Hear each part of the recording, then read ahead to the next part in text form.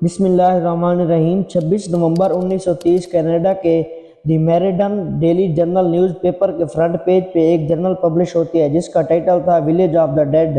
اس خبر نے پورے کینیڈا میں خوف کی لہر دوڑا دی کیونکہ نارتھ کینیڈا میں ایک پورا قبیلہ راتوں رات بنا کسی نشان کے کہیں غائب ہو چکا تھا۔ ہم آپ کو ہمارے یوٹیوب چینل پر خوش آمدید کرتے ہیں۔ ناظرین، نارتھ کینیڈا کے کہیں دور دراز علاقے میں موجود انجوکونی لیک جس کے کنارے پر ایک چھوٹی سی بستی میں ایکسیمو نامی ٹرائب رہتا تھا۔ اس میں قریب 100 سے 150 لوگ رہتے تھے جو اس لیک سے مچھلیاں پکڑ کر اپنا گزارا کرتے تھے، جہاں ہزاروں نہیں بلکہ لاکھوں اسکوائر کلومیٹر کے ایریا پر صرف چند ہزار لوگ ہی بستے تھے۔ اس کی وجہ یہاں کا سخت ترین موسم ہے۔ انجوکونو لیک میں مچھلیوں کے علاوہ آس پاس کے ایریا میں دوسرے جانوروں کا شکار بھی ہوتا تھا اور اس کے لیے کئی شکار یہاں آتے رہتے تھے۔ یہ نومبر 1930 کا ایک ٹھنڈا ترین دن تھا۔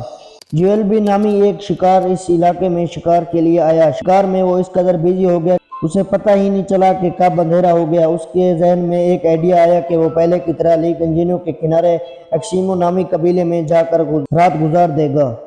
اس قبیلے کے لوگ باہر سے آئے لوگوں کی خوشامد کرنے کے لیے کافی مشہور تھے۔ کینیڈا جولب نے اپنا سامان باندھا اور ایکسیمو کی طرف قدم بڑھائے۔ یہ ایک چاندنی رات تھی لیکن دور دور تک بالکل خاموشی چھائی ہوئی تھی۔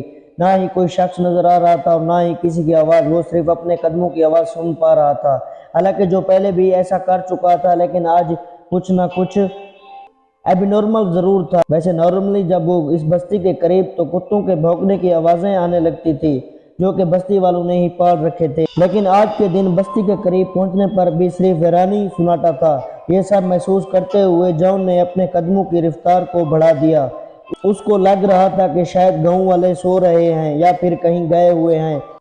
اب وہ دور سے ہی بستی کے خیمے بھی دیکھ پا رہا تھا جن میں دھواں اٹھا ہوا بھی دکھائی دے رہا تھا، لیکن قریب پہنچنے پر بھی اسے کسی کی آواز سنائی نہ دی۔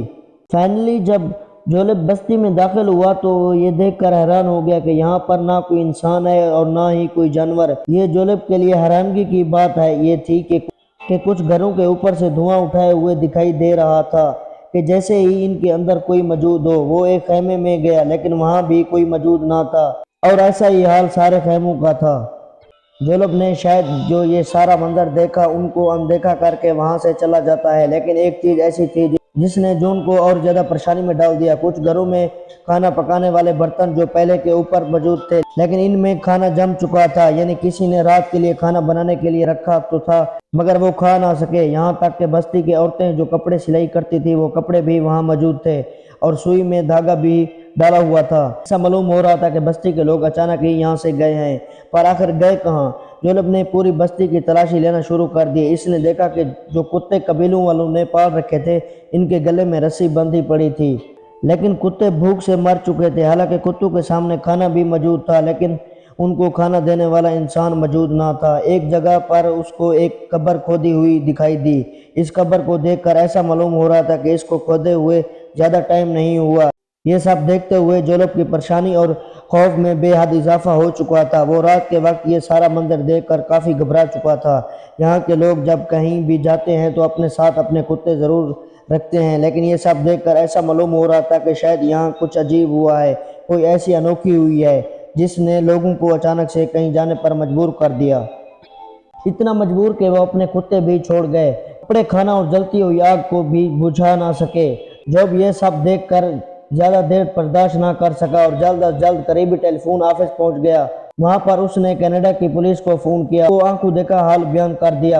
پولیس جب گاؤں میں آئی تو جولب نے جو کچھ دیکھا تھا وہ سچ ثابت ہوا۔ پولیس کو شک ہوا کہ شاید یہاں کسی نے حملہ کیا ہے اور بستی کے سارے لوگوں کو مار دیا ہے، لیکن ایسا ہوتا تو کہیں تو خون کے نشان ہوتے اور مار دھاڑ کی وجہ سے کچھ سامان ہی بکھرا ہوتا۔ پولیس نے فوراً گاؤں والوں کو ڈھونڈنے کے لیے ایک سرچ آپریشن کا آغاز کر دیا۔ اس سرچ آپریشن میں ایک بہت ہی انوکھی چیز ملی جو شاید جولب نے بھی نوٹس نہیں کی تھی۔ ساری بستی برف سے ڈھکی ہوئی تھی لیکن اس برف پر کسی کے بھی پاؤں کے نشان نہیں تھے۔ وہاں صرف ایک ہی شخص کے پاؤں کے نشان تھے، وہ تھا جولب کے اپنے تھے، لیکن اس بستی میں جولب کے علاوہ کوئی آیا نہیں اور کوئی گیا نہیں، تو بستی والے گئے تو گئے کہاں؟ لیک کے اوپر بھی برف جمی ہوئی تھی اور بستی والوں کی کشتیاں زمین پر کھڑی تھی۔ کیونکہ اس موسم میں مچھلیوں کا شکار نہیں ہوتا، اس وجہ سے کشتیوں کو زمین پر پارک کر دیا جاتا ہے۔ اگر بستی والے لیک میں تیر کر کہیں جاتے یا ان کو کسی نے مار کر لیک میں پھینک دیا ہوتا تو لیک کے اوپر برف کی لیک کہیں نہ کہیں سے ضرور ٹوٹی یا بکھری ہوئی ہوتی۔ پولیس کو انویسٹیگیشن میں یہ بھی معلوم ہوا کہ یہ لوگ جو کہ یہاں آنے سے 8 دن پہلے غائب ہو چکے تھے، کیونکہ کتوں کی موت 1-2 روز بھوکا رہنے کی وجہ سے نہیں ہوتی اور گھروں سے نکلنے والا دھواں اس بات کی نشانی تھی کہ ان کو یہاں سے گئے زیادہ عرصہ نہیں گزرا، کیونکہ یہ وہ دھواں تھا جو لکڑیاں بجھ جانے کے بعد بھی کافی دیر تک نکلتا رہتا ہے۔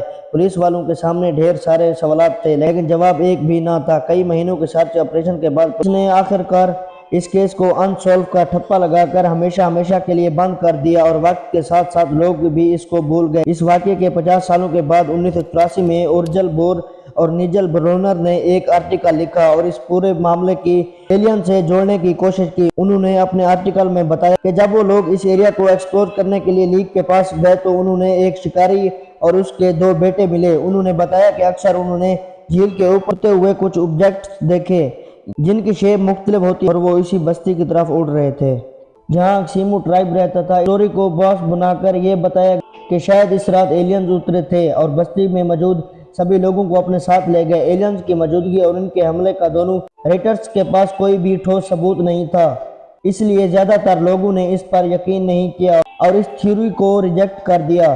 اس کے بعد کئی لوگوں کے ایکسیمیو قبیلے کی گمشدگی کے بارے میں الگ کہانیاں بنائی، لیکن حقیقت یہ تھی اس واقعہ کو 100 سال ہونے کو ہے مگر آج تک کسی سوال کا جواب کسی کے پاس نہیں کہ آخر انجنو کینی بستی کے لوگ بنا کسی نشان کے چلے کہاں گئے۔ اینجو کینی قبیلے کے غائب ہونے کا معاملہ آج تک ایک مسٹری بنا ہوا ہے۔ امید ہے آپ کو یہ ویڈیو بھی اچھی لگی ہوگی۔ ملتے ہیں انشاءاللہ اگلی ویڈیو میں، اپنا خیال رکھیے گا۔